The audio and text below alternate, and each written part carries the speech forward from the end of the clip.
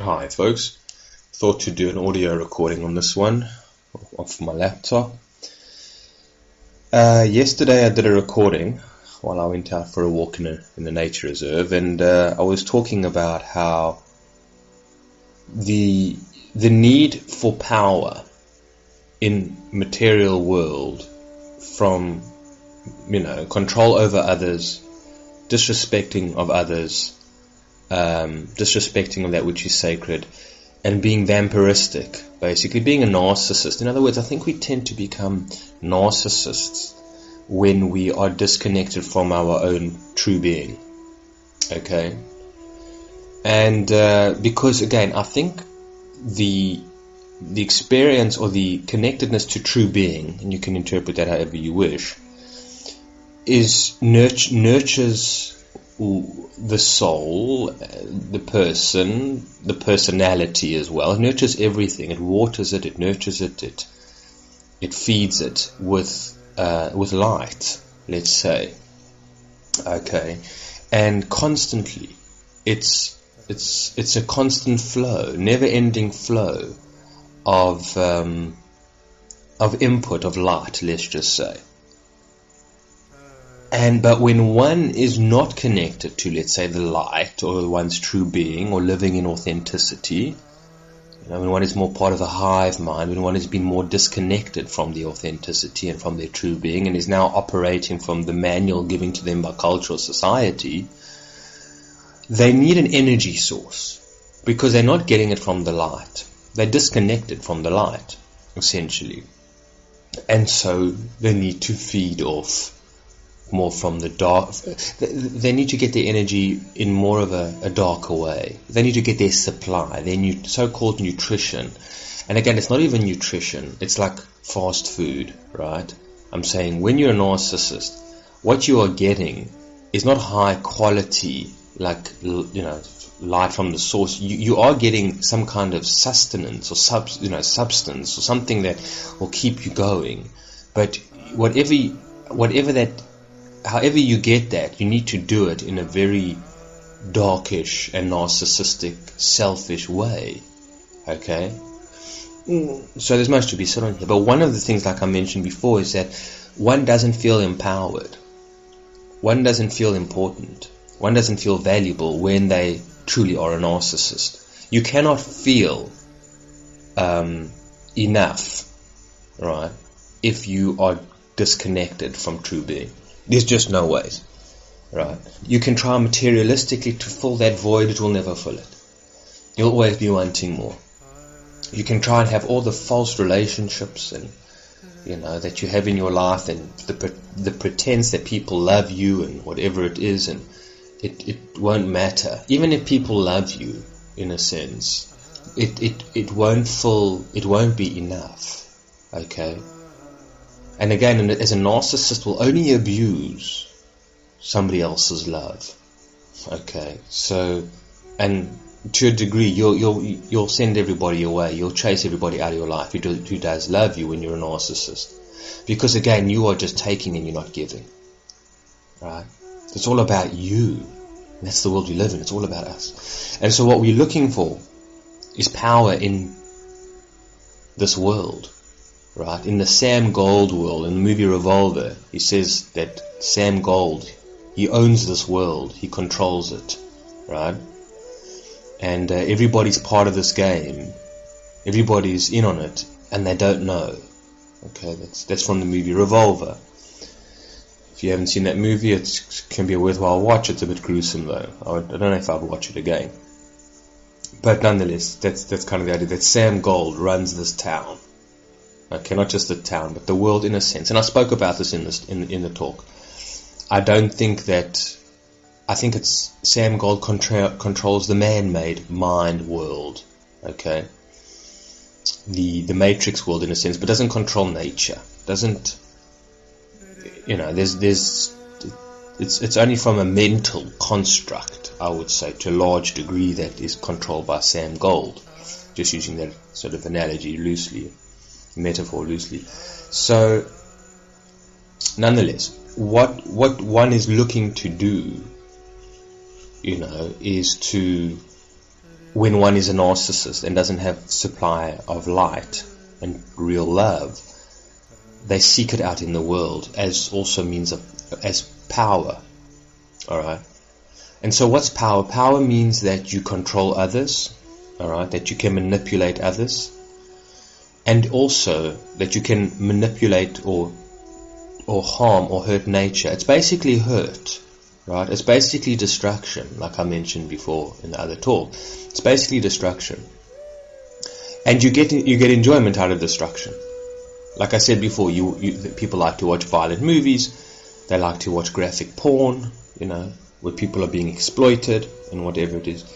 Other people like to, especially on the internet today and whatever you can get your hands on and different kind of disturbing videos that people like to watch, okay, because that fuels them in a way, but like again, a fast food type of fuel, it's they think it's nourishing them to a certain degree, but almost they're nourished by the dark. So that's a whole other talk really, but from a metaphysical point of view, I don't know. But what I'm saying is that, like, why do people hurt animals? I'm saying deliberately, why do, and people do, even a child will hurt insects, okay, at certain times, just for the fun of it, alright, just to release, because they're in pain. So when you're in pain, you create, you cause other people pain. And I was listening to this short YouTube clip about there's a place in China that once a year, every weekend, it's like a festival of eating dogs, right? That they eat hundreds of dogs or something like that. It's a celebration they eat dogs in. And before the celebration, before the weekend, they torture the dogs because it's believed that the meat will taste nice. Okay? So they torture the dogs in all horrific ways. Skin them alive, it's like terrible. And apparently there was a video of these two guys skinning the dog alive, or a picture of them skinning the dog alive and laughing while doing it. And so you say, what's going on here? What is going on here? How can an innocent animal is a dog? Okay, and so many more other animals, innocently, human beings, causing such harm to animals, right? It's how do we understand this? And not for the purpose of living. They're not hunting so they can eat, so they can survive. They're harming animals. They deliberately hurt animals unnecessarily, not as a means of survival, but as a means of joy and pleasure. When you hear of like the priesthood or something like that, and the priest and this idea of raping young boys and things like this, you think, what on earth is going on here? Like, why would anybody do that, right? And why is because they're looking for power. In prison, it's the same thing, right? Why do the men who are not necessarily gay, or not gay at all, or prefer that type of sexual intercourse, why do they rape other people? Because it's a sense of power, right? What is government? Government is a sense of power. And so what we are doing is that we're seeking influence and power in this world and try to be grandiose when we are not connected to our true being.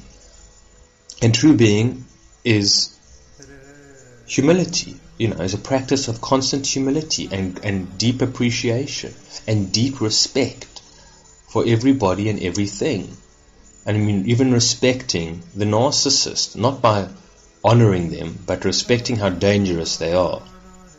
Okay, this word respect is very loaded. All right, and so there's this, there's a humility, there's a humbleness, there's a sensitivity. Okay, because again, which I've mentioned before, there's a sensitivity because when you are sensitive, you are infused with the light of nature. You are infused. You are nourished by the beauty that is all around you. In a way, in nature more so. in the look of a newborn baby's eyes, or something like that, or birds flying across the sky, or something or other, right? Sometimes it's hard to see the beauty when a spider is eating a butterfly. That is part of nature. It's the duality of things. But you know what I'm saying. It's the beauty, it's the innocence. And so you are sensitive enough to receive that. But when you are seeking power in this world, you are not sensitive. Okay? You're a narcissist. You're not sensitive to the hurt and pain that you are causing upon others and to animals and to everything else around you. You are not aware of it. Okay? And so one again is being fed from the light and one is being again fed from the dark. Alright. Now, what we do, like what Facebook has become about, is a thing of power. Or influence on the world, or recognition in a way, because that's what we're looking for.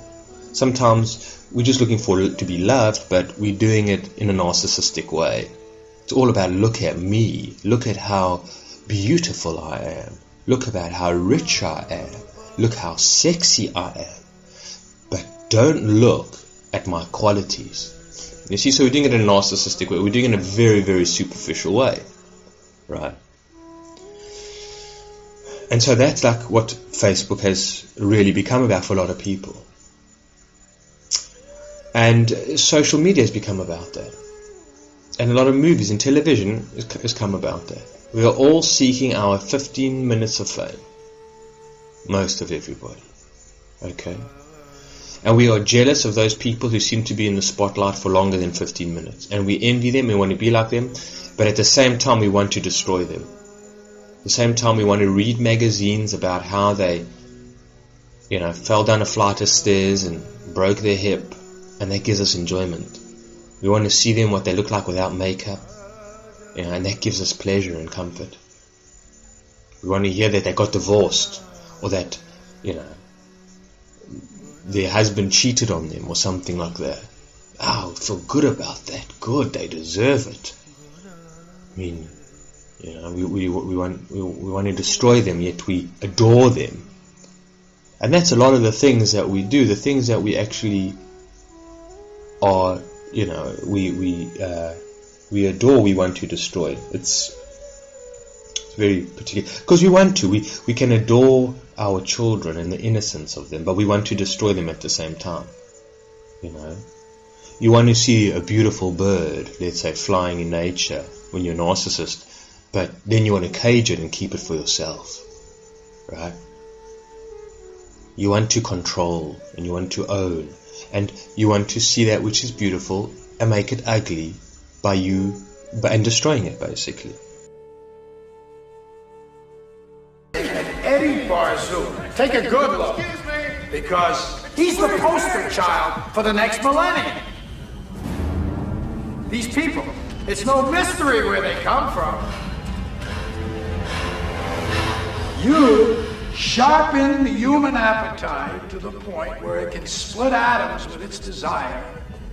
You build egos the size of cathedrals, fiber optically connect the world to every eager impulse, grease even the dullest dreams with these dollar green, gold-plated fantasies until every human becomes an aspiring emperor, becomes his own god. And where can you go from there? Hey, wrong way! Yeah. Fuck you! And as we're scrambling from one deal to the next, who's got his eye on the planet? As the air thickens, the water sours, even the bee's honey takes on the metallic taste of radioactivity, and it just keeps coming, faster and faster. There's no chance to think, to prepare. It's buy futures, sell futures, when there is no future. We got a runaway train, boy. We got a billion Eddie Barzoons all jogging into the future.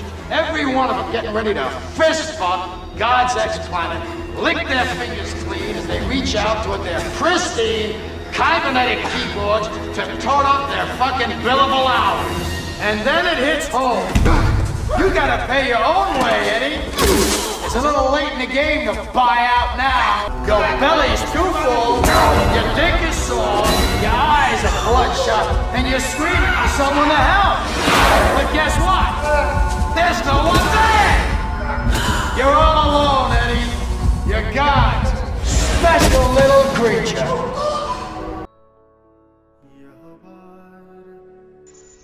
Again, it's a destructive type of existence. to be a narcissist. And we've destroyed the world. There's no question about it. We've destroyed it. And it's on its last breath.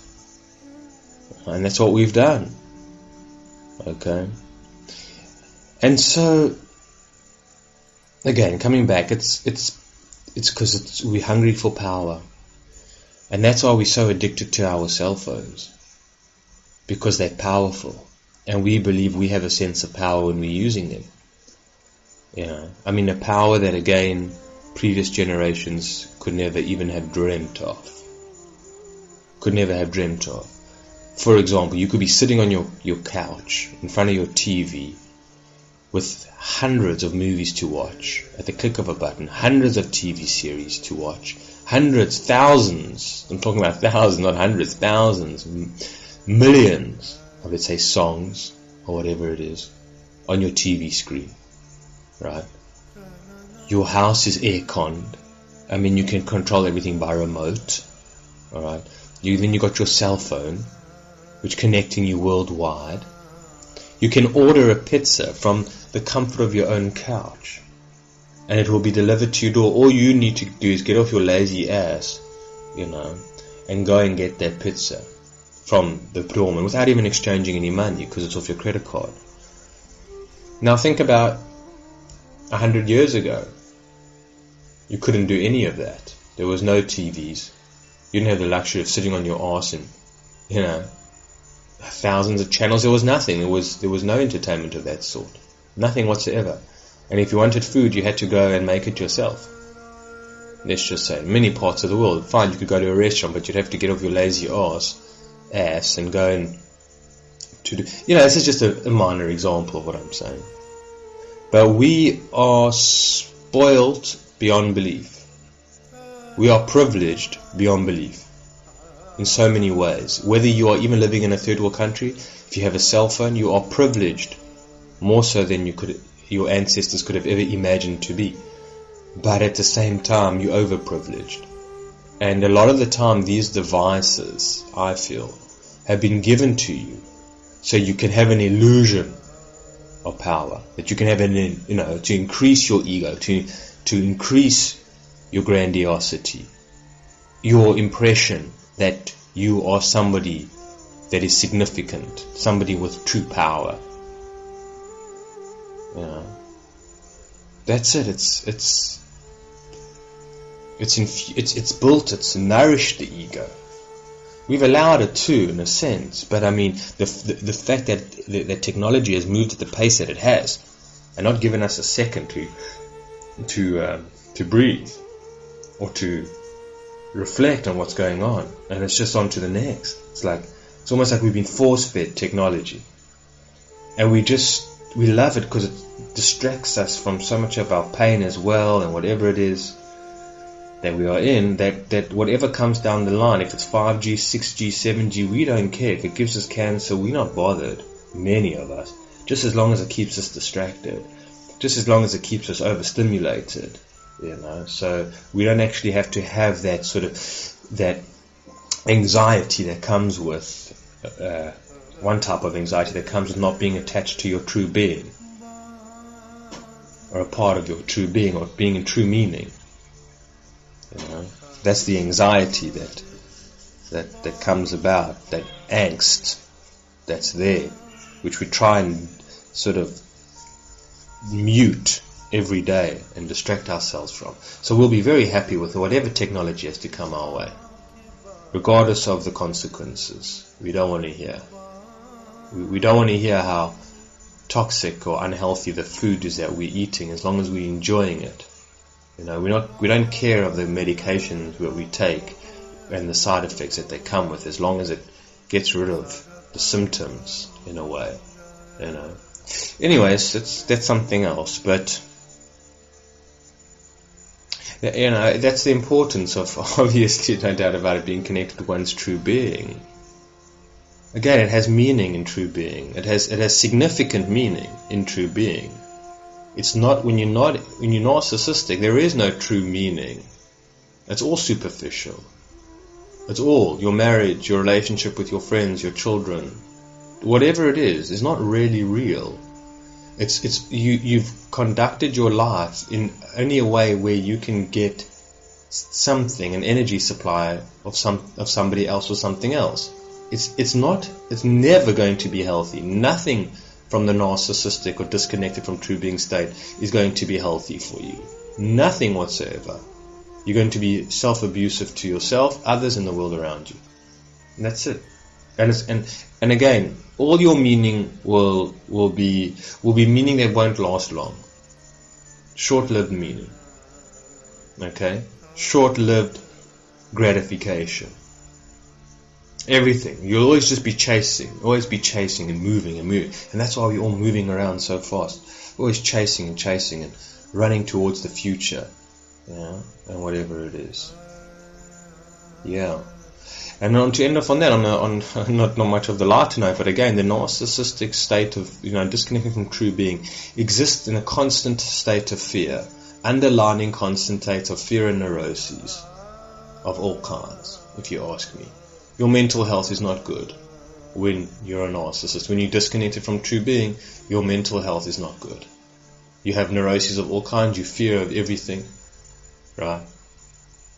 And whatnot.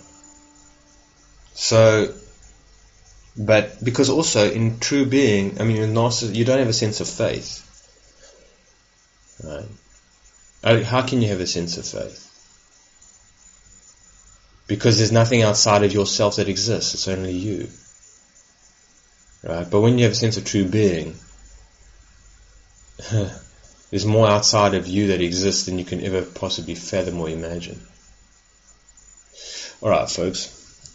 I think that'll do for now. Thank you for taking the time, of course, and we'll chat soon. Take care.